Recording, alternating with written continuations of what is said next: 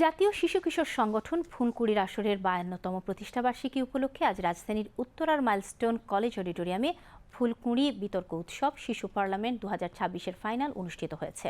ফুলকুড়ি আসর ঢাকা মহানগর শতদল শাখা আয়োজিত মাসব্যাপী এই উৎসবে ঢাকার বিভিন্ন শিক্ষা প্রতিষ্ঠানের 18টি ডিবেট ক্লাব থেকে 90 জন প্রতিযোগী অংশগ্রহণ করেন।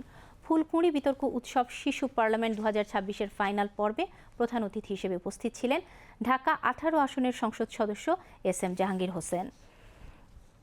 শিশু পার্লামেন্টের স্পিকার হিসেবে উপস্থিত ছিলেন সুপ্রিম কোর্টের আইনজীবী Ali Ibrahim, milestone school and কলেজের প্রতিষ্ঠাতা ও উপদেষ্টা অবসরপ্রাপ্ত কর্নেল নূর নবী এবং মাইলস্টোন কলেজের অধ্যক্ষ মোহাম্মদ জিয়াউল আলম, ফুলকুড়ি আসরের প্রধান পরিচালক ও শিশু কল্যাণ পরিষদের কাউন্সিলর মুজাহিদুল ইসলাম অন্যান্যের মধ্যে উপস্থিত ছিলেন। এ সময় আমন্ত্রিত অতিথিরা বলেন, শিশুরাই জাতির ভবিষ্যৎ, তাদের মধ্যেই রয়েছে আগামীর নেতৃত্ব। জ্ঞান বিজ্ঞানে পারদর্শী হয়ে নিজেকে তৈরি করে দেশের সেবায় নিয়োজিত হতে শিশুদের প্রতি আহ্বান জানান তারা। পরে বিতর্ক প্রতিযোগিতায় বিজয়ীদের মাঝে পুরস্কার তুলে দেন প্রধান অতিথি ঢাকা 18 আসনের সংসদ সদস্য এস.এম. জাহাঙ্গীর হোসেন।